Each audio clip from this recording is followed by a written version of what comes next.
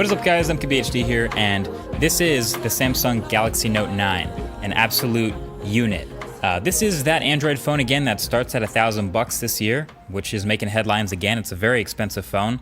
I've been using it since it came out, since that impressions video, so for well over a week, and I gotta say, I think it's worth it. So last year I was talking about the 5 pillars of a great smartphone. So if you recall some of my previous reviews, I've had about 5 pillars of a great smartphone. Those 5. And the one that the Note 8 didn't have was great battery. But literally everything else about it was great, and it's still one phone of the year. This year, the Note 9 upgrades literally everything about that phone and makes the biggest improvement to the battery. So it's getting a lot of flack for being just an incremental upgrade to the Note 8, but I actually think that's one of the best compliments that you could give a phone right now. So what are those pillars again, you might be asking? They are great display, great build quality, great performance, great camera, and great battery life. I always say, if you check every single box, you got yourself a great quality smartphone. If we look at Galaxy Note 9, now it checks every single box and then some. So the display is incredible. Some, including me, would even say it's literally the best display in any phone. Last year's Note was already the best display in any phone. This year it's 0.1 inches bigger, and it's magnificently bright. You can read it outdoors in direct sunlight. It's super vibrant and contrasty and color accurate. This is an A+ display. Great for gaming, for watching videos, and also no notch, in case you forgot about that. The only downside to a display like this is how big it makes the phone feel. I just came from the OnePlus 6, as you know, with a smaller display, and the Pixel before that, and using an iPhone 10 a lot. So moving up to this Note, it's one of the few phones that really makes me work hard to use it with one hand, and I prefer often to use it with 2 hands. And I don't say that about a lot of phones. So there's a lot of reaching to get up to the top of the display and then back down to the bottom, and you're gonna notice it.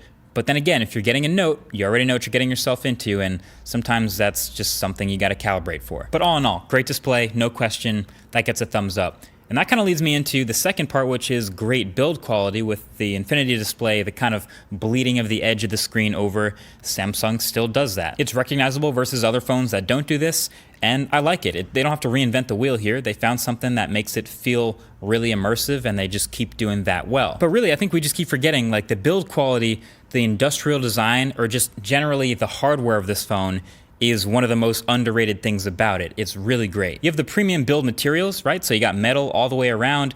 This is the new blue one that I actually kind of like a lot.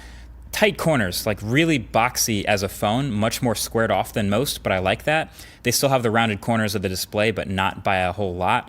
And then overall, it just has this chiseled, dense look and feel, and it checks a lot of boxes. It's IP68 water resistant. It has a headphone jack. It has excellent clicky buttons, and I'll talk more about those in a bit.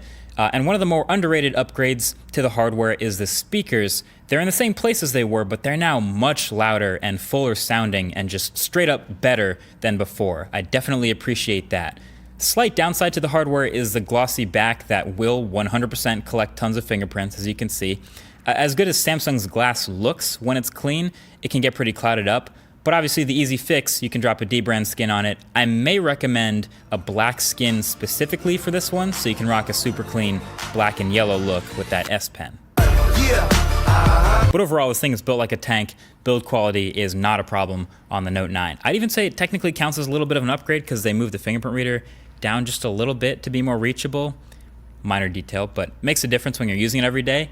But build quality is great. Okay, so performance. Galaxy Note 9 has been a great performer. It's a fast, high-end flagship, so you'd expect that. Snapdragon 845 and 6 gigs of RAM here, etc. I'm always worried about Samsung's skin though, because it's not light. It's kind of a lot. You worry about software updates with it, but from my use so far, it's been smooth and snappy. It's what I've come to expect, and it's gotten 1 software update so far. Now this is the 128 gig version with 6 gigs of RAM. I haven't yet gotten to try myself the 512 gig version with 8 gigs of RAM. But the thing about that, first of all, it's $250 more expensive than the baseline version, so that's a lot. And then I don't really see myself actually using 500 gigs of storage on a phone. As amazing as it is, I love that it's an option. It's 2018, why not push that limit? But all the stuff I use as far as media, music, photos, This stuff is all cloud-based anyway. If you are the type of person to have an insane amount of local media and movies and games, whatever it is you're doing, there can only be one phone that's offering this half a terabyte of storage right now. I mean, maybe 2 or 3, but that's what Note is all about, giving you these power user features plus an extra 2 gigs of RAM doesn't hurt. But I think pretty much anyone, including me, will be fine with the 128.6. And then there is also a new cooling system to mention. So Zach, Jerry Rig Everything, he tore into his Note 9 and showed the much bigger copper heat pipe inside this phone. Samsung calls it a water carbon cooling system. All I can tell you is, just from using it, this phone definitely still gets a little bit warm on the back, especially when gaming for a while, or navigating in a warm window of your dashboard or something like that, but definitely never overheated. It is for sure a great gaming phone though. It has the specs and more to keep up, and the most incredible display and some upgraded speakers, so that's still a solid combo. And so then there is the camera, or cameras. And this is a firmly third place camera as far as smartphones go right now, which is pretty awesome. I mean, you got Pixel 2 at the top, which is amazing. Then you got this and iPhone 10 right around second and third. You can watch the blind test video if you don't believe me. But this is essentially the exact same camera setup as the Galaxy S9 Plus from a couple months ago, which makes it an upgrade from the last Note. So just like the S9 Plus, you give it a lot of light and it is an excellent camera. You can get real shallow depth of field if you get close enough to your subject. It has their pretty classic Samsung vibrant colors and slight overprocessing as far as sharpening and noise reduction. You've already heard this all from me before. The one new addition is the AI in the settings, which they call a scene optimizer that will automatically adjust certain colors when it recognizes a subject. So with flowers, it might boost the warmer colors, or with landscapes, it might boost the blue of the sky. But I found this more inconsistent and annoying to me than useful, so I turned it off after a while. But what I do think was useful is what they called flaw detection, where basically if someone blinks or the photo's blurry or it finds a red eye or something's messed up in some way, it'll let you know right away so you can take another one. That part's cool. But overall, yeah, so Galaxy Note 8 had a great camera. Then Galaxy S9 and S9 Plus had great camera. Now we got Note 9, still great camera. So that brings us to what you were all probably wondering about from the beginning, which is the battery. The Note 9 bumps up to a 4,000 milliamp hour battery, which is a pretty big jump from last year. Last year they were a little conservative, you know, sort of following up on the heels of the problems they had. So they had a 3,300 milliamp hour battery in Note 8. So that's a plus 20% battery capacity size. That's not iterative. I know a lot of things we've said about this phone have been iterative. That's not. That is a massive jump. But that's just on paper, so as far as actual life of the phone goes, it's not the best battery life of any phone. That'll still go to phones with smaller screens, but Note 9 is now comfortably lasting all day with a little extra room to spare, which it didn't do that before. So I'm getting around 5 hours of screen on time with most of my days, occasionally a little more, never really less, which with my heavy usage is pretty damn good. I'm gonna say A- grade battery that I was pretty happy with. Obviously having a massive 6.4-inch super bright display cranked on all the time is going to take a toll on a phone. So we felt that last year with the big screen. I think 4,000 milliamp hours is actually the appropriate battery size for the Galaxy Note. And I don't think anyone getting it will be disappointed. This is great battery life. So looks like they did it. They like I said, literally upgraded everything on paper about this phone from last year, which was already good. So I mean, you got a better, bigger, brighter display. It's great.